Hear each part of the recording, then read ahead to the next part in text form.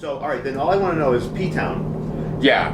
Well, at Ptown, when I started there, Paul had just got the job at Buddy's like a year or so before. They opened when I worked at the Kenmore Club, so that must have been around 1979, I guess it was. And so the rock and roll music and the new wave, all that, like I just took the cue from him because me and Paul even are best friends. Yeah. So when I went to Ptown, I was playing all the fabulous inputs that I was playing, plus whatever was popular at the time. Plus now I had to factor in the new wave and stuff because I love that music as long as it was the damn thing. So I learned how to play that as well. I knew I could play it, but I didn't get a chance to play it at Lansdowne Street. Because a lot of it was different in terms of its tempo. Right. Hyper fast. Oh, right? really fast. 150 beats a minute. Really fast. So, and they loved it down there, and and which led me to bring out songs like Suffragette City by David Bowie and Long Cool Women in a Black Dress. And at that point, that's almost kind of slightly retro feel to it, right? Right, and that's what it did. You could play all those stuff because it just worked out, that new wave stuff. It just came in right at the right time. Yeah, and you were able to make connections between that and what had come before it. Yeah, absolutely. That's part of the job of a DJ. Yeah, absolutely. I mean, a lot of DJs think it's about playing whatever's hot now, whatever's current now, but there's a lot of value in playing older records in combination with newer records. Absolutely. To make connections. Absolutely, because one time I heard he played the B-52s, I guess it was Planet Clear, Paul's partner Philip. Yeah. And over the break he did Hit the Road Jack by Ray Charles, and it was like wonderful. He used to do it all the time. Yeah. It was like, and so I ended up doing that a lot, like, because it was flawless, like, and everybody would get right on the floor and like dance right through it, and you could just, new wave really helped save disco, honey. There ain't no doubt about that in my mind. Because these are also almost like early versions of mashups too, right? Yeah, absolutely. I mean, if you're putting Hit the Road Jack over the break of Planet Clay. Right. Come on. right. That's what it is. Now, see, Fags call them overlays. So that's what we used to call them. Well, now also because mashups also sometimes are much shorter snippets. Okay, Multiple songs. Oh, all right, that's what a mashup is? Yeah, all right. Fit into the space of a lot shorter time. Oh, okay, that's what a mashup is. For me, those are kind of the origins of it. Okay. Those kind of overlays. Okay. Things that don't make music on paper don't look like they would make any sense. And they do, like what you hear them in there. All right, so that's a mashup. Yeah. At least that's my No, that sounds about right. So you're there till. Any particular things about Ptown you want to sort of bring out, or? No, it was just one of the best jobs I had in my life. Yeah. Like, I've been fortunate. Like, I started early. Yeah. I got the Land of Oz, which I was only, I got Lansdowne when I just turned 18. Like, you know what I mean? And I worked there, and then I worked at Ptown. So you were still very young when all this was happening. Yeah, and I was only 22 when I started in Ptown. And then after Ptown, I forgot. When I left the Kenmore Club, I went to New York to play. Yeah. That's another story. How long were you there, though? About a year. Did you like it? Oh, I loved it. Yeah. Because it was the same guy who owned Boston. He opened New York. And, and he had opened before he left Lansdowne Street when New York first opened, because it opened. Studio opened first, New York opened second, and then the garage opened, like all within a month, like the same time. Yeah. So you were there for a year, though? Why did you come back? Oh, I used to go out with this crazy-ass redhead German boy, honey. It was like a fatal attraction, honey. He was crazy. He used to hang with the Russian mob, honey. He was a beauty, but he was crazy. I had to get out of town. For your own safety. Well, not that he was going to hurt me, but eventually he would have. Like, he never hit me or anything like that, but he was crazy. I had to play for the Sugarbabies Cast Party, the Broadway play, and... This is already the greatest story I've ever heard in my life. I've only heard the... And I had to wear a tuxedo, and he came in a tuxedo and everything, and John wouldn't let him in. They wouldn't... Because John wanted to, there were all famous stars there. Like, So Ann Miller was there? Ann Miller, Mickey Rooney, everybody was there. Actually, it was both Raul and I playing that night, and they wouldn't let Greg in. And when I stepped out of there at 6 o'clock in the morning, he was heated, like so. But I had to leave New York because of that. But I worked there a long time. Okay, so after Ptown, you come back, you work at Haymarket as a light person because you really don't. There was no jobs really to be had. And there wasn't anywhere to work, really. Yeah. Not really. Because also 87, right? 85, 84.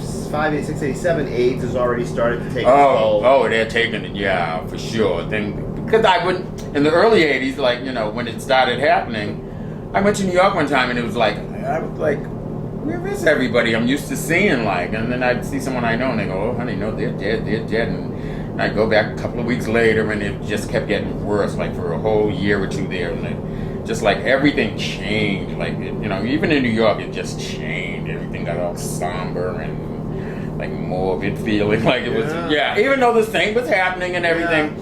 But even that crowd, it had just changed. But everybody knew all they were doing was putting off reality. Right, honey. We're living on borrowed time. Really, because, you know, it was the 70s, honey. In the 70s, you just went and did it. You know what I mean? Yeah. And you do have to pay, you know, after all that. So it was bound to happen.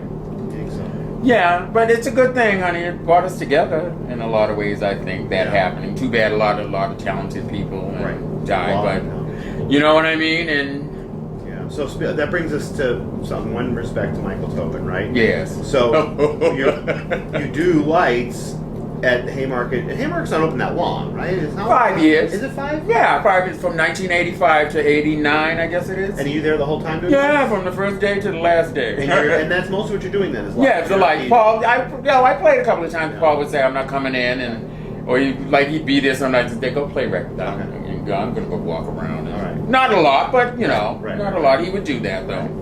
So then your next thing is to, try out for John Lyons then? Is that one of the things? No, while I was there, I think the Haymarket was still open, actually. Yeah. So it must have been the late 80s. Michael Tobin was playing there. And because it was the late 80s, because it was Musical Freedom, Candy State, and You Got the Love. And I remember putting that on the tape. Because I'd seen John Lyons at Pipeline. And he goes, Tony, I haven't seen you in a dog's age. How the hell are you? Blah, blah, blah. He said, you still playing records? And I go, yeah. And he said, send me. And I did. I made him 4 cassettes on Maxell white metal capsules, flawless. They used to sound like CDs. And so I sent him over registered mail. John called me on a Monday morning and he said, well, we want you to come in, be here at 10 o'clock. So, and now I sent the tapes on a Thursday. Michael Tobin was I sent them on a Wednesday. Michael Tobin was leaving on Thursday. And obviously he stopped in the office, heard those tapes, went in and listened to the tapes, and got Mary Alice to play. They didn't call me to tell me that we have Mary Alice that's going to play. Michael Tobin knew if he had let me play on that Sunday night. That's how good the tapes were. I never say that I'm fabulous, but he knew that if he had let me play, he wouldn't have had chances are he wouldn't have had that job when he came back.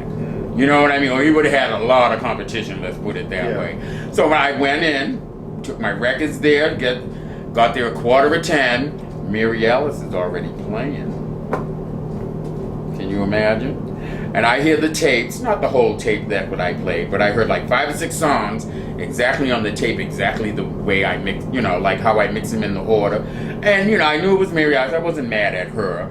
I didn't, it wasn't. Really? No, I wasn't. I wasn't mad because I love Mary Alice. Right. I knew her since Ptown. Right. I mean, she's a lovely person. Right. So she was just going in with the job. But she said, well, I would play it, And I heard like 4 or 5 mixes, just like I did them on the tapes that I sent them. Not the whole night, but just like 4 or 5. But they didn't call me and tell me, we're going to let Mary Alice play. They didn't even take the time to bother. She didn't know anything about it. And she did. I don't think she knew anything about it. I really don't. I think she might have heard the tapes and said, oh, those sound good. Right. I did them that way. But I don't think that Michael Tobin said to her, well, I don't want Tony Porter to play. He just said, well, you know what I mean? So did you see John, what happens? Nothing. I saw John and he just said, oh, well, Michael didn't want you to play here. And I said, you could have called me like that. And that was that, honey. We never talked about it after that. And I always got in there for free and I got free drinks and all that. But, I could have called him an asshole. He was a bit of a jerk, John. Pat was wonderful. Yeah, we've heard this recently. Pat was the one. Wendy said the same thing. Yeah, Pat was the one. John was the one dated. He had a big ego and thought it was all about him, and he was really a jerk. And he's the one that liked that commercial. That's why he loved Wendy, and she lasted there that long because he was the general manager, and that's the groove he liked. The groove I was given by the time I left there, he wasn't ready for that. You know what I mean? I had evolved. I was playing that when they first went there, when they were younger, before they took it over. But by the time John had sold the place, they had the option to keep me there, but I wasn't going to keep playing like that bridge and tunnel music, I call it. And nothing against Wendy, that's what they wanted there, and she gave that, and she was wonderful at it. But Right. you know, that's what they got. I mean, I guess there are different DJs for different types of crowds, and everybody sort of has a place to fit into somewhere at some time in some place. Right. So a lot of times it's just a matter of luck syncing up with your talent and a time and a place, and being at the right place at the right time. Yeah. Yeah. I mean, it's hard to have longevity in this business. Oh yeah, that's what I'm saying. Like, when I couldn't get a job as a disc jockey, I thought to myself subconsciously, like, I already had my time in the sun. And, you know, yeah, I really thought that because, you know, I could have really gone out there and got a job if I really wanted. And you think I could have went out and got a job? Yeah. Of course I could. So what were the 90s like for you then? I mean, I just, you know, I had plenty of money and, you know, I made a lot of money. So. Yeah. Did you do lights anywhere else after No, Haymarket? So after the 90s, after the Haymarket, I didn't have a job. Stan was managing, his sister owned the Paradise in Cambridge. Yeah. Jim McNerney, you know Jim McNerney? No. He was the manager there with the glasses. And Paradise was open. Stan was incarcerated at the time. I hope I'm not speaking out of turn about the dead, but everybody knows that story. Yeah. Right, everybody knows that story. And so Brad Gwynn was playing there. And so I went over there and I couldn't, you know, and I said, well, I'll take a job as a DJ because it'll keep me around the music and I can know what's going on. And that's when all that music like Quadrophonia and all that kind of music, that Detroit Acid House and all that stuff was coming out. And it was a new thing, like, for me. So I just enjoyed doing that. And I did the lights there. I was getting paid almost $100 a night. There was no need for me to play records. And I was still buying records at the time still. Yeah. So, you know, it would have come about at some point. Yeah. You know, so and I worked there for 5 years, about 4 years, and then what happened? Michael Sheehan came about. I worked with him. Richie RIch came about, and a couple other DJs went through there. I played, you know, did the lights for them. And then one night I needed a job. They had closed at Paradise, so the sister had died, and they went into conservatorship, blah blah blah, and they didn't know what to do with the place. So that crowd was gone, and so I started hanging at Buzz. And one time I saw Reggie. I just went there. I would just go hang out. And I saw Reggie one night, and he said, I just quit Buzz. He said, they need a light man over there. This is Reggie Johnson. Yeah, Reggie Johnson. He said, I'm not going to be there this day. He said, go in. You know, I'm sure if you go in, they'll give you the job. I went. He said, go in and ask for Noel. I went in and asked for Noel. And I ended up working there twice at Buzz. First time 3 years, and the second time almost 5 years, I think it was. It was a long time. Yeah, so you worked in the nightlife. Yeah, right along, all along. 2000. Yeah, right up until 2000. And the last place I played records was at Vapor. Just in 2004. I got on Thursday night. They had like I guess you could call it Black Night. Yeah. In the big room, they played house earlier, but then at around 12 they started playing hip hop.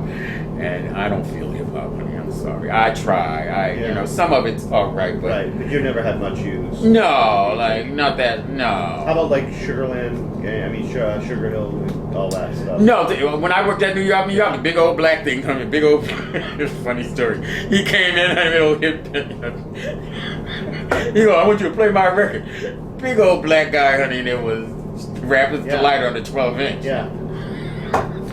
I played it and I said, it's clever and everything, but, you know, I played it for about a month maybe, and then, because I knew, you knew it was going to take off, and rap was taking off.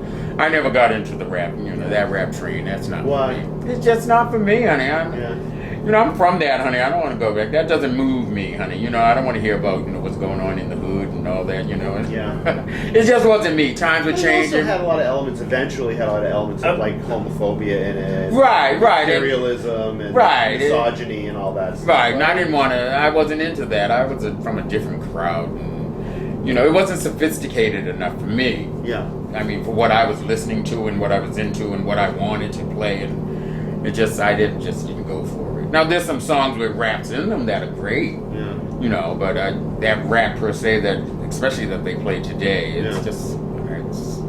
I don't feature that. Do you still go out now? Do you go out? I haven't been out in such a long time, Brian. Yeah. In fact, I haven't been out in about I haven't been out in about 6 years, probably. Do you think there's a chance we'll see you at Tion? Oh, I'm coming Sunday.